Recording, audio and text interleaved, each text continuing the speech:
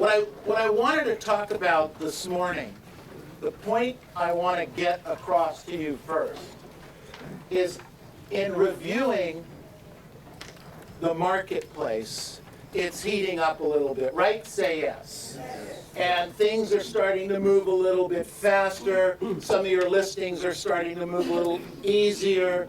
You're getting multiple offers on property. It's making you feel better. You know, 2007, 2008, 2009, 2010, some of 2011, it's kind of tough. A lot of real estate agents went out of business. A lot of companies went out of business. A lot of different things happened. And there's a tendency in life that we kind of forget some of the lessons along the way. So one of my jobs is to help remind you of the things that you're supposed to do, even though you don't want to do it, right? Say yes. And it's also to remind you of the good and the not so good along the way. So I made a list, and I've been keeping this list for years, and I kind of updated it not too long ago. But it's basically some of the main things that I've learned over time, and especially focused between 2006 and today. And I wanted to review that with you briefly right now. As the market starts to heat up, things for you to remember. So, no particular order, but let's walk through these. The first one I wrote down here, there are opportunities in every single marketplace. I've been doing this for 40 years. I've been through 4, 5, maybe 6 recessions, whatever your definition of a recession is. I've seen up markets and I've seen down markets, and I've seen opportunities in every single market. You need to write that down. Hugely important. Number 2, save money. Whatever you think is enough, isn't. However much money you think you have, and you think that's enough in reserves, it's not. Get that through your head. Get it now. And as the market starts to curl up a little bit, the tendency is to loosen up our purse strings a little bit. The tendency is to go on that extra vacation. The tendency is to buy that more expensive car or stretch ourselves into the more expensive house. Those are all fine. Those are all great after you save money. Next thought. Equity in real estate and stocks and bonds are nice, but cash is king. Equity in real estate is nice, stocks and bonds are great, but cash is king in any market. And I know right now that if you're sitting on a ton of cash, you're only getting 0.5 to 0.75% on your money. But let me tell you something. You sleep better at night. Trust me on this one. Okay? Next point. Don't use your home as an ATM machine. Don't use the home you live in as an ATM machine. You all have friends and relatives and people you know in the business, and maybe not even in the business, I certainly have some, that use their houses 2004, 2005, part of 2006, and they borrowed money on it because they saw the market was going up, and they could buy these properties and then they could flip them. And then they got it in their head. So let's say they could take $200,000 out of their house, and they could buy one house for $200,000 and make $50,000. That would be nice and fairly conservative. And then they sell the house, they give the $200,000 back, and etc. But it's the people that used it like an ATM machine and took that $200,000 and bought 6 houses and put these loans on all of these houses, put $50,000 down on a house or $40,000 down on a house, bought 6 houses. The market started to drop. They lost those 6 houses, they lost that $200,000, and they still have a $200,000 mortgage or second on their single-family home over here that's lowering in value, and they borrowed at a higher interest rate, or maybe a low or no interest rate, but it had all these adjustables on it, and 6 or 8 months later, they couldn't afford the payment on that house, and they ended up losing their primary resident because they used their home as an ATM machine. Don't do that. Don't ever do that. The next thought. What looks great may not always be great. What looks great may not always be great. The example is the REO business. In 2006, 2007, 2008, a number of real estate agents and companies went down that path. They became the REO kings and queens, and it looked attractive. It was great. Wow, you open your computer up and you get 3, 4 listings at a time, and you ended up becoming the slave for the bank.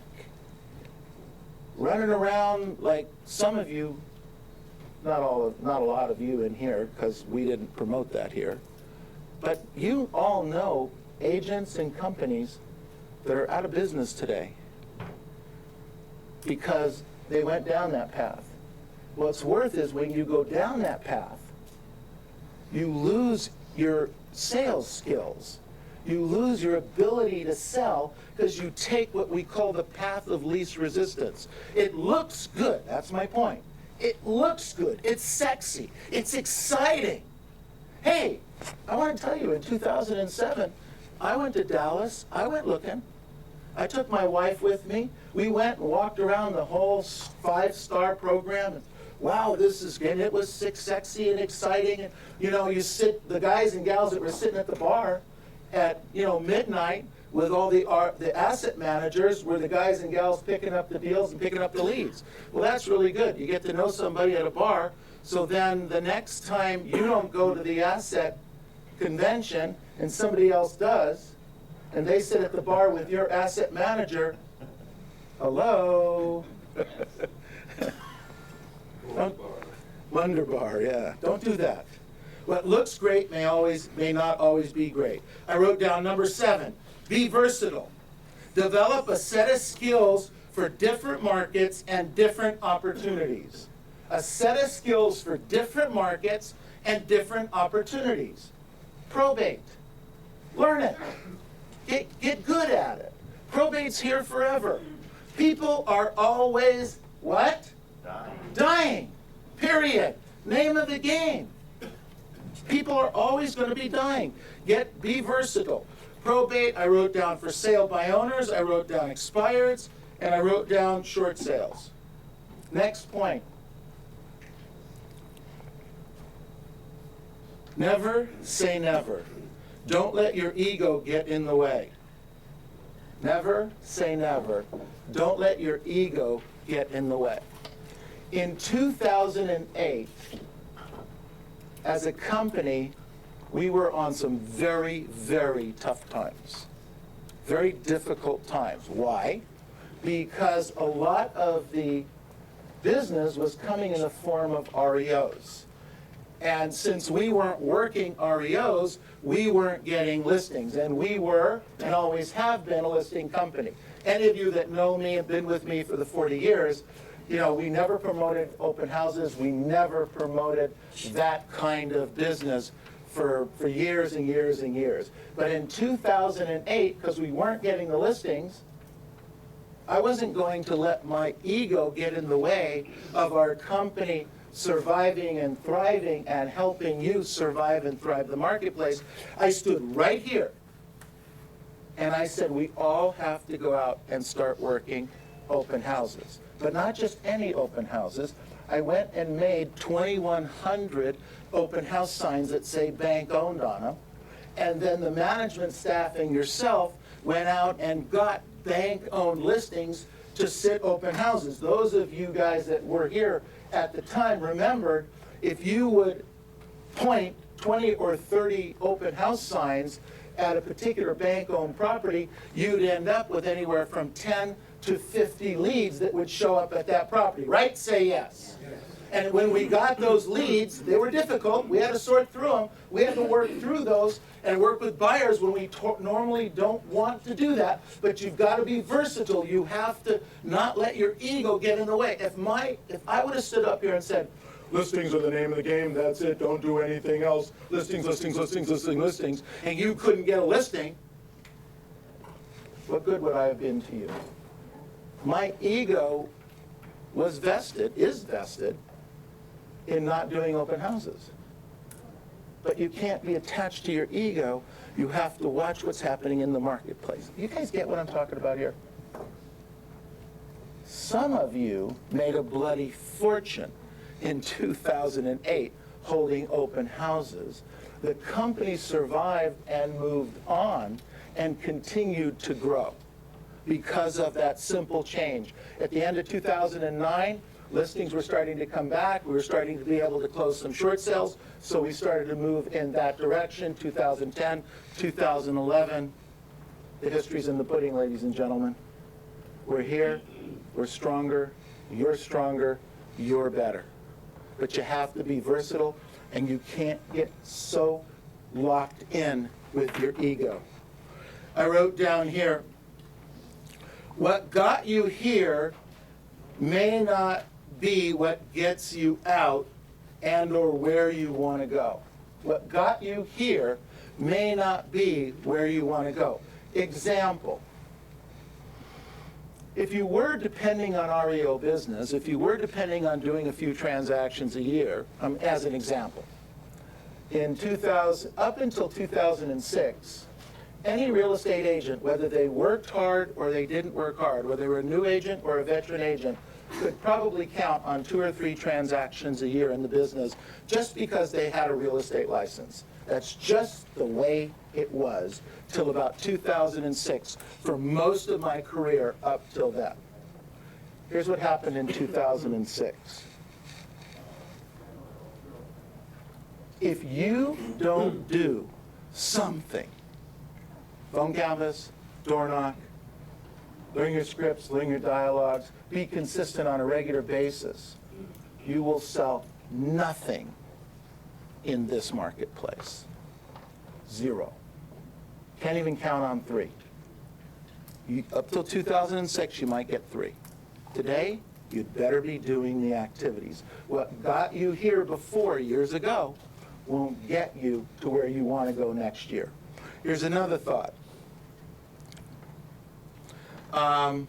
We used to say, if you do what you've always done, you will get what you've always got. You heard that before, right? You do what you've always done, you'll get what you've always got. Okay? Not true anymore. If you do what you've always done, you will get less in the future.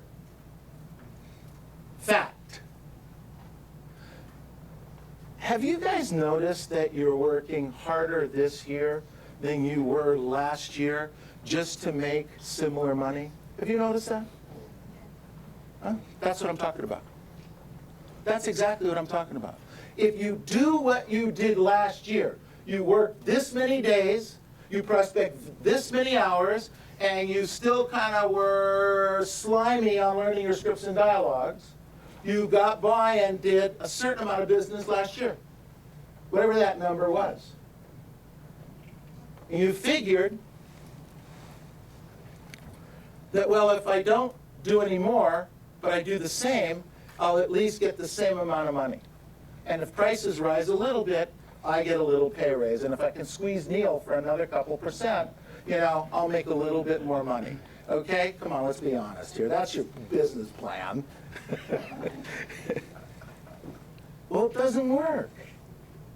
It doesn't work unless you get out and work harder in today's market. What we've been doing, let me read it again. If you do what you've always done, you will get what you've always got. It is not true. If you do what you always did, you will get less. I wrote down the next thought. And if you get this, great, and if you don't, come see me later. Make sure loans you take out are non-recourse loans. Call me on that later if you're curious on it, all right? Next thought. Don't be the smartest, richest person you're hanging out with.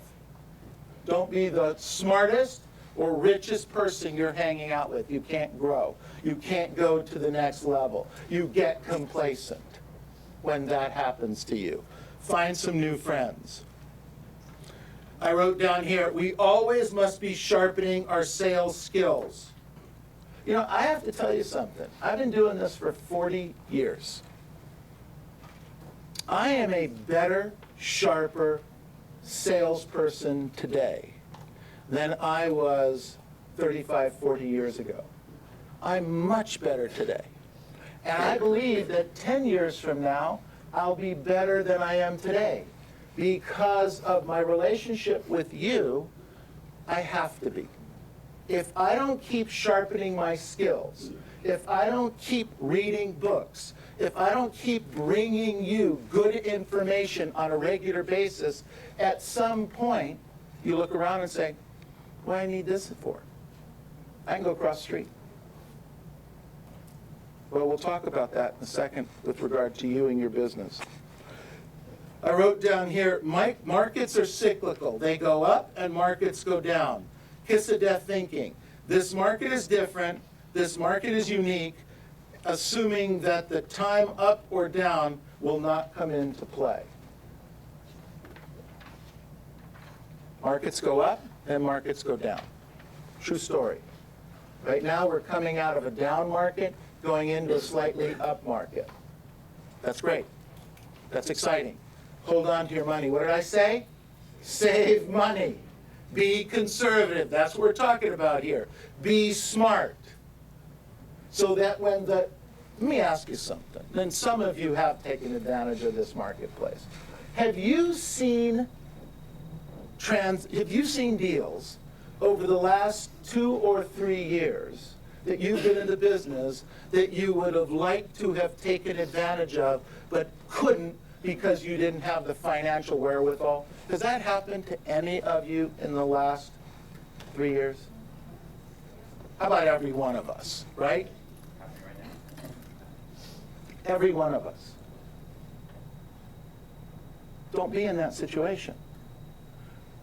We're in that situation because when the market goes up, we spend money. Sometimes at our means, sometimes above our means. When the market starts to go down, we're paying off debt and chasing the money we paid before. The bigger house, the bigger car. So as the market comes down and we get down to a point where, wow, that's a great opportunity, we don't have the financial horsepower to take advantage of it. Don't do that to yourselves. That happened to me in 3 recessions. I said in the last recession that we went into in 1995, I saw the market starting to tip up. I said, this is not going to happen to me again. No way in hell is that going to happen to me again. No way. The last point I made down here, you are where you are because it's okay with you. Well, I said it wasn't okay with me. That isn't going to happen to me again. I am bringing this to you now so that it doesn't happen to you. We are coming out of it. We are. We may not roar out of it, but we're coming out of it. And some of you are going to come out of it like lions and tigers, roaring out of it. Because you've done or are doing the activities you're supposed to be doing. And some of you are going to sit back and continue doing what you've always done, and that isn't going to happen for you. So I wrote down here, kind of draw a little line on the page.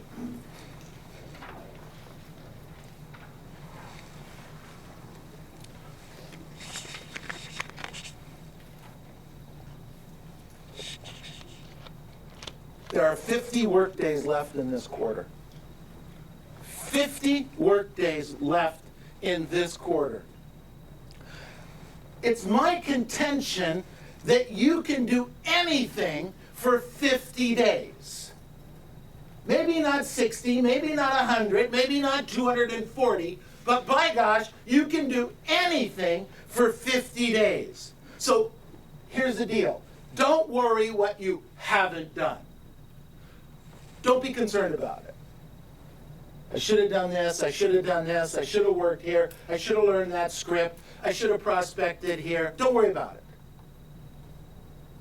See, because some of you had a business plan where you were supposed to work 240 work days this year. Okay? Remember that? Back in January, that old business plan we wrote down?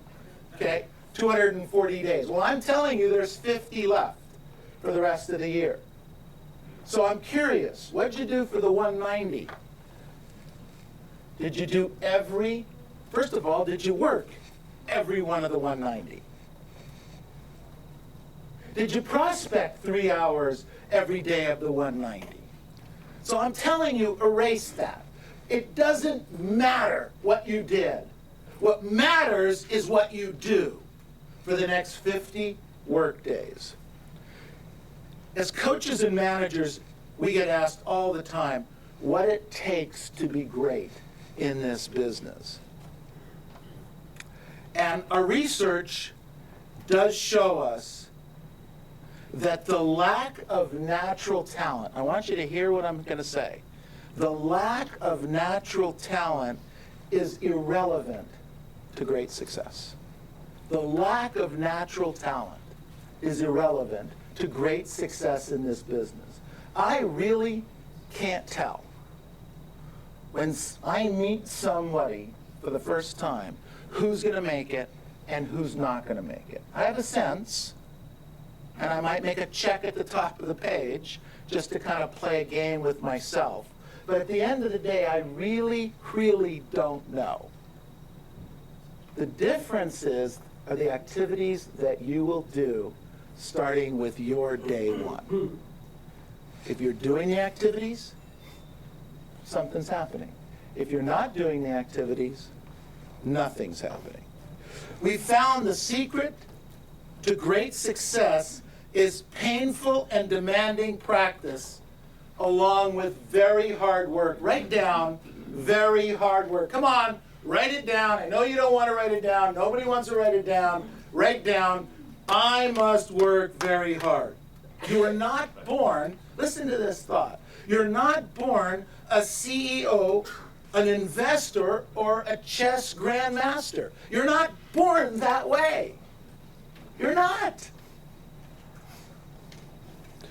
You will achieve greatness only through an enormous amount of hard work over many years.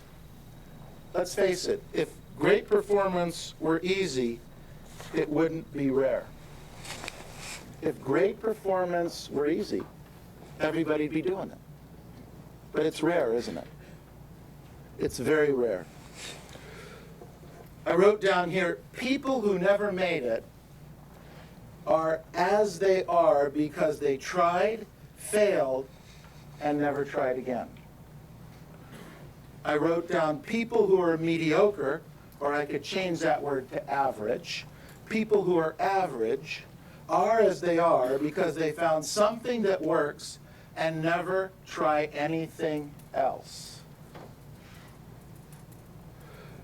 Next one is people who are successful are as they are because despite past failures, they keep trying until they found something that worked really, really well.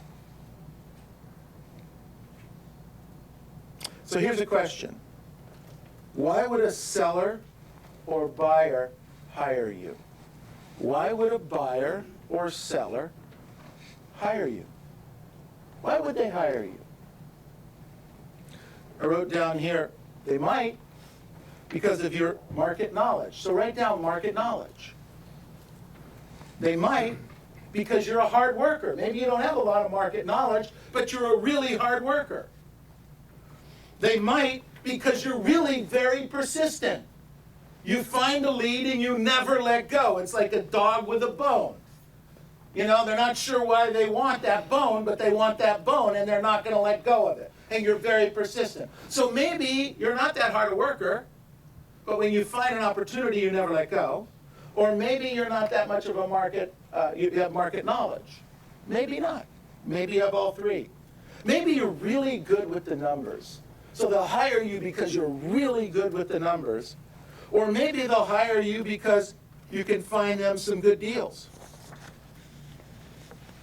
Or maybe they're going to hire you because you're available when they call you. Question is, write this down, why you? Why would they hire you?